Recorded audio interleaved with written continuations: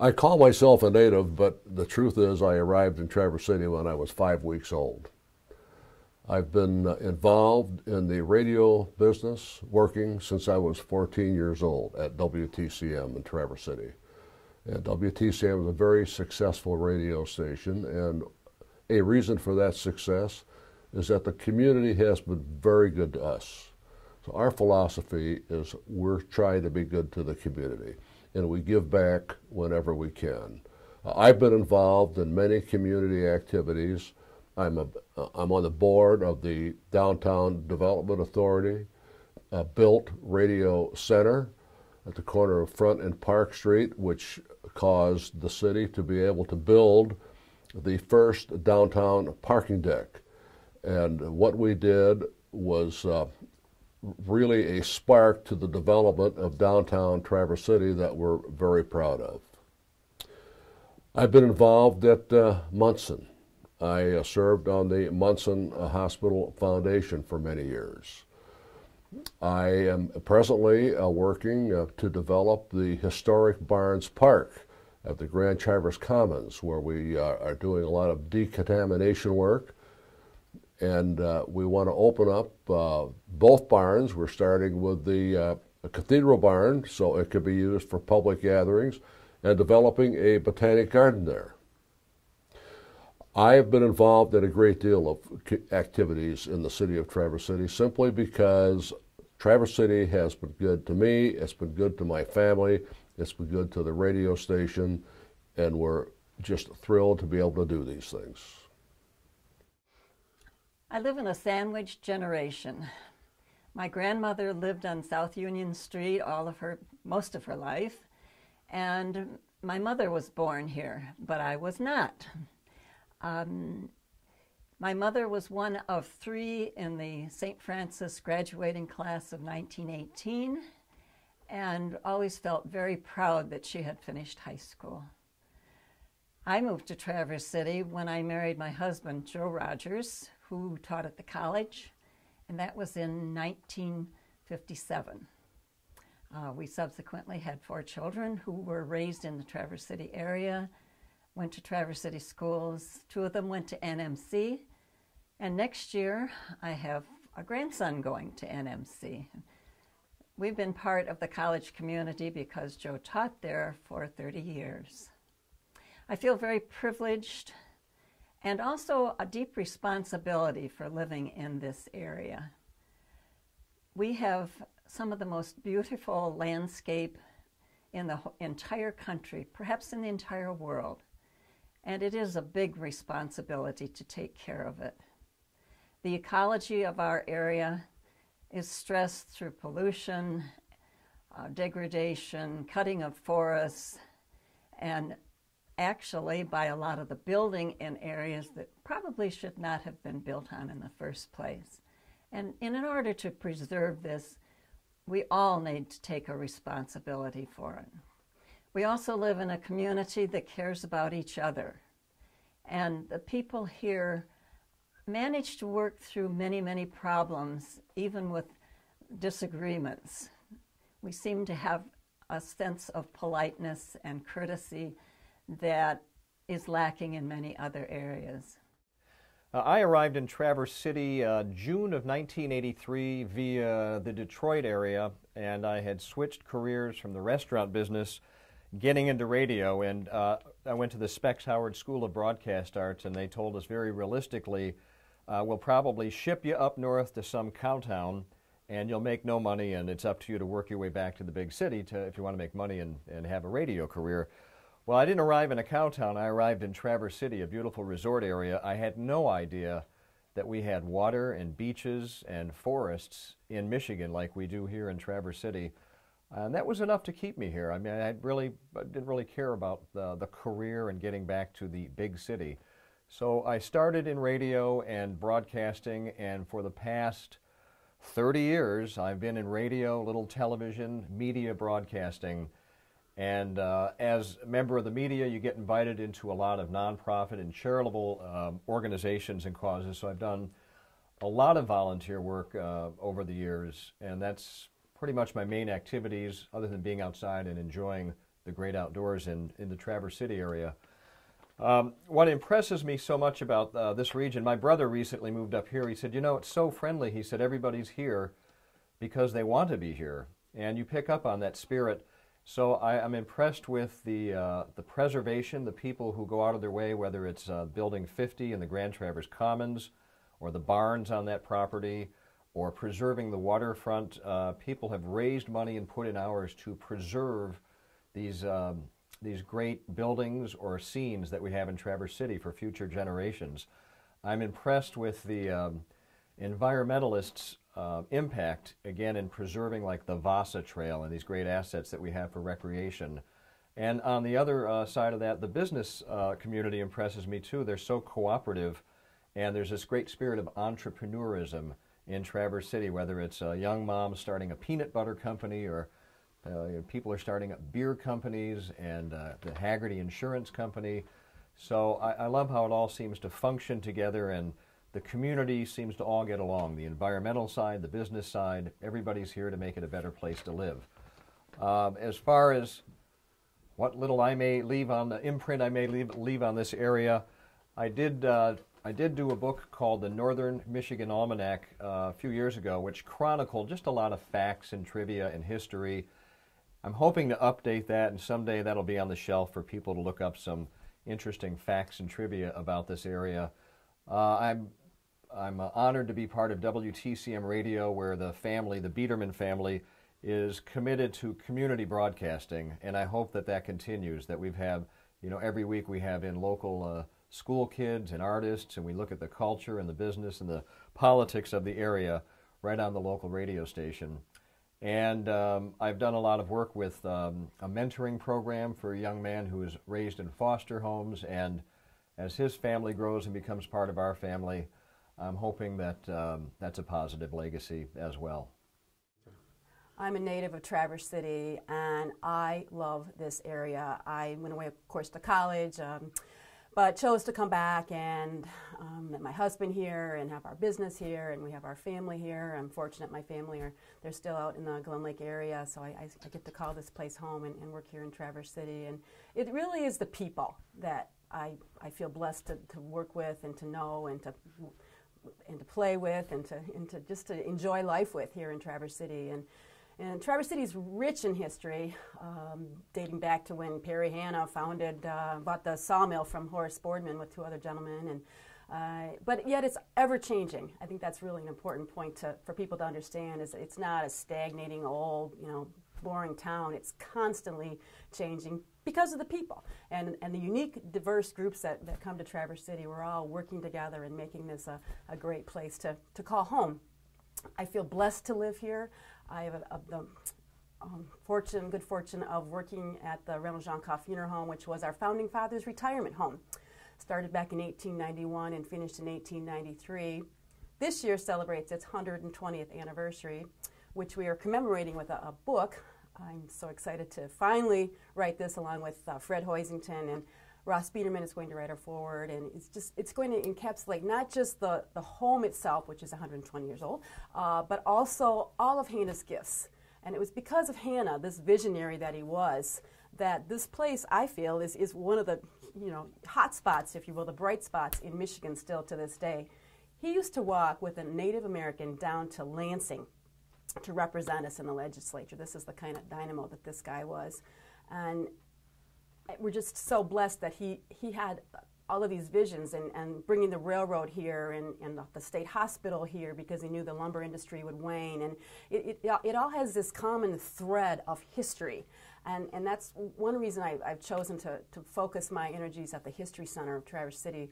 I've been involved there since March 2000. And it's just the whole foundation of Traverse City and the fabric, if you will, of how it's all evolved. And it's still growing. And there's an incredible website, traversehistory.org. There's 15,000 plus images. I love historic photography, and they've got an incredible collection there you can see online or go in person to purchase photos. But that's been one area of focus of mine and my love, and it's a former Carnegie Library. Again, Perry Hanna was involved. Perry donated the property, and then Andrew Carnegie Foundation donated $20,000 to build the library.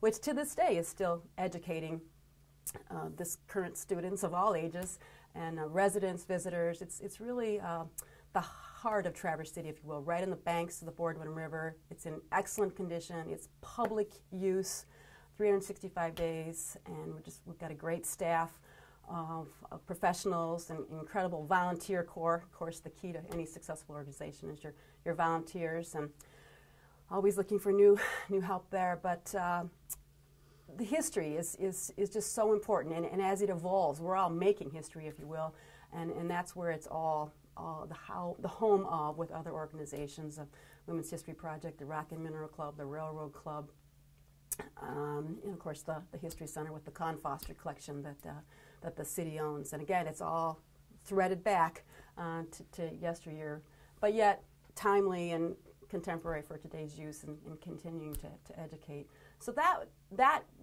is still a passion, and will be everlasting, because what part of it is because of the Hannah gift, and I kind of feel a sense of responsibility to help oversee it. Literally, at my office in my home, my funeral home overlooks it there, Perry's retirement home. So that's a huge asset that we have, a resource in our community. And of course, the Hannah House itself, I've been caring for that 20 plus years now, preserving it. Hannah built it right, so it's more of a cosmetic caring for it, but also educating and having school groups come through and visitors come through, and working on the book, like I mentioned earlier, and the virtual tour. I've got to get that back on our website, but I'm working on a virtual tour that people can go to our site and check it out versus touring the building. And then, of course, there's the servant home, which I renovated the same time we were working at the History Center on the Capitol campaign. So people didn't know whether I was at across the alley at the little house at 320 Pine, which was a servant home, or across the street over at the History Center. But it was just a preservation. Historic preservation is just so important. Like Raymond Arini, he's a huge hero of mine. I cannot thank Ray and his family and team enough for saving Building 50 for this current use that he has with residential and commercial, and just his vision is just like that of Hannah's, I think. It's just an incredible dynamo, and I just wish him well. I am what I refer to as a local yokel. I was born here, 1955. Lived here all my life, and I haven't grown up here yet. I was conceived by my parents on Peninsula Drive, by the intersection of Peninsula Drive and Eastern. I've spent almost my entire life at the intersection of Peninsula Drive and Eastern Avenue. I grew up in North Orchard, on North Orchard Drive in Traverse City, 1509 if you're doing the history. Later, my parents moved to State Street, at the very end of State Street, so I, at the base of the peninsula. I went to school at Eastern Elementary School from 1960, fall of 1960. Then I started the senior high school there, and I went to NMC, all right there at the base of the peninsula. And now I reside a half a block from where I was conceived on Peninsula Drive, so I've gotten about this far in my life. And but it's been fun. My parents were married in Lansing, and my dad moved up here in 1947, right after the World War II. He was assigned up here, and he'd been here ever since, and so he was permafudge, and I'm what we call a local. So I've had the joy and trials and tribulations of living here all my life, and it's been fantastic. So, part of my time spent here has been on boards and commissions. I was on the school board out at Interlochen when it was a township school, and I spent 4 years on the city commission. My main reason for running was to work for the environment and to preserve what we have. At the time, and I still am, a board member of NEMIAC, Northern Michigan Environmental Action Council, a group that is devoted to education and action on behalf of the environment. And during the years I was on the commission, we worked on such things as bringing a tertiary treatment to the sewage treatment plant, getting rid of the pollution on Boardman Lake, and doing much more preservation on the bay. We all need to take responsibility for these sort of things because it affects us all. And as we go into the future, we will still have problems, but we need to work together to solve them. Well, it's a great part of my job is to meet people, to learn more about them, and such a wide, what I would say, a wide cross-section of the community, from veterans who have been in wars abroad, who have served recently, to hear their stories firsthand, to artists, whether filmmakers or writers or graphic artists, to learn what makes them tick and how they love this area, to business people, to activists, to families. I mean, I guess I'm fortunate to get to know a lot about the community through talking to all of these different people, and that's why I like what I do. Back to the servant home, it was not the caliber of the Hannah House, which I found out. I almost pulled the plug, but I said, no, built in 1900, need to keep it, it's historic. So we are thankful now. We use it as a guest house and an extra garage. One day, God willing, we'll get the carriage house back.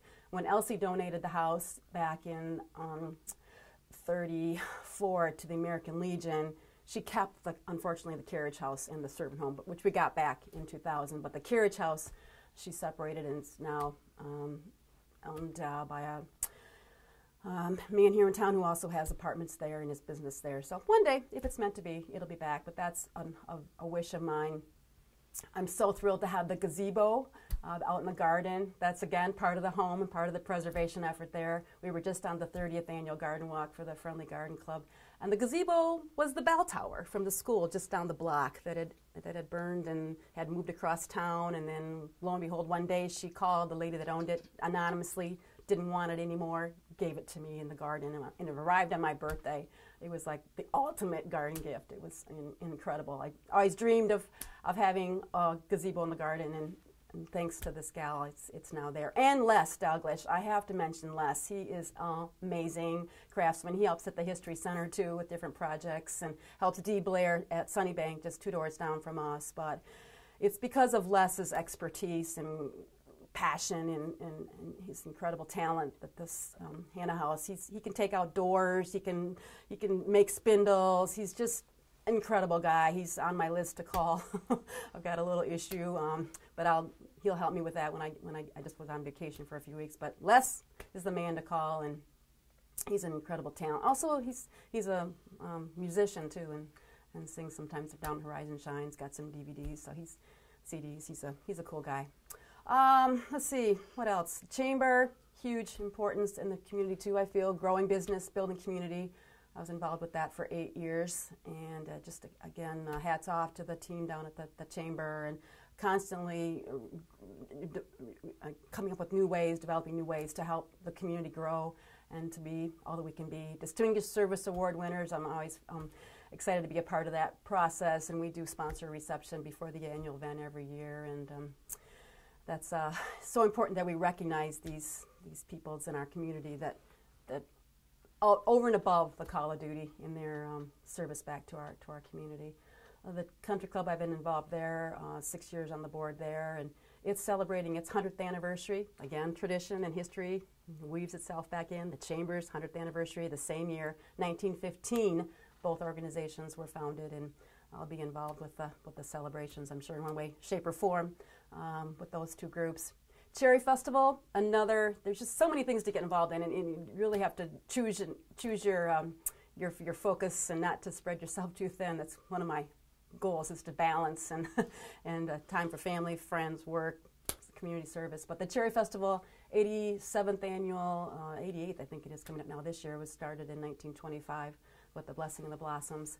Really important festival, celebrating our agriculture, that of the cherry. It's all about the cherry, and I'm excited to be currently serving on the Board of Governors for that. But it's constantly evolving, too. It's not just the old Cherry Festival or the festivals that were. It's even the film festival now. Michael Moore and John Robert Williams and Rich, I know you're involved, and just kudos for saving the state downtown. And the wine festival, the microbrew festival, the wake festival. I mean, there's all these wonderful opportunities to get together and to celebrate community. And I think that's what sets us apart from other communities, is that love of being together and developing those relationships, and getting off of our technology and iPhones and computers and websites, and just getting out and enjoying. I was just downtown for the Winter Fest, the Comedy Fest, and it was so cool to see the Ferris wheel on Front Street and the skaters and people out with their families. Everything was free, and they were just having a blast. And I think that's just part of life in Traverse City, is we just live it to the fullest and make the most of the moments. It's the cliche, every day is a gift. It's not. In my life, it truly is a gift. Maybe it's because what I do in funeral service that you never know. Well, this day could be your last. So I really strive to make the most of it, and I really tried to teach my girls, my daughters, who are also in the business with us, they're sixth-generation funeral directors, to make the most of the moments and fail to plan, plan to fail. I really believe that. Make a plan. Of course, it's tentative, but it's at least a plan, and you've got a stake in the ground. Like my plan or my goal this year, for instance, is that book. I mean, it scares me to think about. I've never authored or written a book before, or how do I do this? And so I'm surrounding myself with others that care and others that have the expertise, and we'll make it happen. You just set a date and make it happen. Was appointed to the City Planning Commission when I was 17, and that was the year, if you do go back in history, that the age of majority, voting age in the United States and in Michigan, changed from 21 to 18, and I was 17, so technically, even though I was on the Planning Commission, I couldn't vote. And there was a writer at the Record Eagle here, which is the newspaper that used to be in Traverse City. I don't know if it's still there. Newspapers, you turn the page. There was a writer that wrote my story, and it went nationally about the youngest appointed city official, or whatever you would call that. And there was another guy that was ran for an election down in Flint because he didn't like his principal at his school. And his name was Michael Moore, and he was elected to basically expel his principal. And he was elected to the school board, and he did just that, which was very fun. And the Flint Journal wrote a story about him, and the Free Press picked up Mike's story and my story, and we've been paired since 1973. So we go back a long way together. His parents stayed with my parents. I think they were in the war together, or their dads. So anyway, Michael and I go back a long way, and he's one of the many connections of how this crazy life here in Traverse City, which seems like the backside of nowhere, is actually the center of the known universe, because everybody crosses through here, and everything that happens, it's amazing how many things happen and emanate from Traverse City, this little tiny backwoods town way up here. I'm the archivist at the History Center of Traverse City, and I've had the pleasure of living in Traverse City since 1985. When I came here, I had no idea what we were getting into. My husband got a job at the college, and we came up never having seen the place. And I feel so lucky to live in a place that has such natural beauty, and there are so many people that care about what's happening to it and are working together to make sure that it remains a beautiful community to live in. I think my two legacies, when I look back from the further into my life, I'm going to look back, it's going to be that I brought up 3 sons here in town. They're all 3 natives of Traverse City, and I'm very proud of that. I hope that they can all end up living here and giving back to this community. And also, I've been very involved in the local history community. I've worked at the Con Foster Museum. I've worked at the Heritage Center, which is now the History Center. I've worked for the Grand Traverse Pioneer and Historical Society. And I think what my legacy would be that people will be able to trace how this town, how this region has developed into what it is today. Preserving and making accessible thousands of historic photographs and the stories of the people that came before us and that are here now. And I hope that's what I'll be able to leave behind when it's my time not to be here. One of the things my brother David Williams and I did was, for 22 years, we started out first making Halloween costumes that were a little out of the ordinary and were art-based and kept getting larger and larger until they were larger than a car. We built a Hoover vacuum cleaner in the early 80s that had an opal underneath it, and it had a full-length handle. It was turquoise and white, and everything was to perfect scale. We had to drive it around, of course, and so we'd climb in through the back. And so we had all these different props, and we've been building enormous tacos and enormous high-top tennis shoes. and we built a big Princess telephone that was one base, and then the handset was the two of us carried it around. And we figured out a way to build all this stuff. Then we got a little sense of hubris, and we had an old Edsel car, which was built by Ford Motor Company, named after Henry Ford's son, Edsel. And they were kind of rare and screwy. And so it was fun to put in the Heritage Parade in the local Cherry Festival.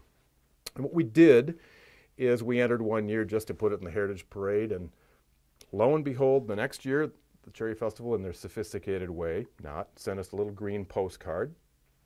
Would you like to be in the parade again? Check the box for the parade you want to be in and send it back in on this pre-addressed, pre-stamped, sure, let's go back. So we had the car go through again and just wave to people on the Heritage Parade, which is just a bunch of old tractors and junk. Then the application came again, another little green postcard in the spring. So sure, let's be in a parade. And then we decided we were going to have some fun with it. So instead of just saying we're in the Heritage Parade, we decided to be in the Royale Parade on Saturday. And so we thought, well, let's invent our own set of queens and royalty and do the whole bit. So first year, what were we going to do? What were we going to do? How about the hay fever queen? A hay fever queen, yeah. That's something that you would not have in a parade. So we found 5 beautiful women, dressed them up in wedding gowns, put huge tiaras on their heads, bigger than any queen that you would have seen, and borrowed a trailer from my uncle, built an entire huge float out of bales of hay, took the andirons out of the fireplace, polished those all up, and put those on the hay bales. It looked very pretty. And we had the names on the side, and so the hay fever queen was Anna Histeman from Keswick Heights, Illinois, and we had a number of other queens, and we snuck into the parade, and we went down the parade route, and it caused a lot of open jaws, and people were like, what is this? Where did this come from? It doesn't show up on the list. Who are these people? The hay fever queen. And it was like giving crack to a kid, because suddenly we were addicted to the having fun and making this an event, and it snowballed, and it just got bigger and bigger and bigger. And so for 22 consecutive summers, we would throw away our summer building up before the Cherry Festival these crazy, not only just afloat, but marching units, and it culminated, the last one was in 2001, after 22 summers, but we ran into financial wreck and ruin. We would charge our marchers, but we had 440 marchers. We had to outfit, feed, and build, and we built the half mile of the River Nile, which flowed down Front Street and Union Street, and we had a huge Phoenician float that we built and put all the queens on it, and we had a number of other cars, and so it was a rather large bit of the parade, and we wound up seriously in debt and never got our way out of it, so we were done. When I heard that there was interest in getting a bike path thing set up, and there were some people in the Grand Traverse Resort out at Acme was trying to connect to Traverse City, I immediately jumped on with some other people, and I've been very fortunate to find the right groups at the right time to just be a part of and to actually experience some things. So we started what's originally called the Citizens for Better Ways, which was a stupid name. It got, after a lot of consternation, it became the Traverse Area Recreation Trail, which is TART, which we hope is still in existence as you're watching this. It's one of my passions and one of my babies and beliefs that we should be able to get around, and it's the old build it and they will come. I get energized being with other people. I'm not a homebody. I want to give back. I just feel like I've been blessed in so many ways, and with family and friends and help and opportunity and the friends that I have and the people that I get to work with, and I get to go to work every day. I get to go out and live into this beautiful place that we call home in Traverse City here. And I've traveled the world, and just, but there's no place like home.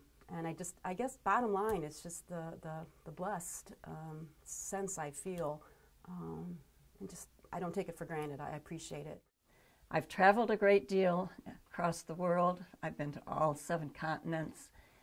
But this is home. This is where my heart is, and this is where I will continue to work to preserve what we have.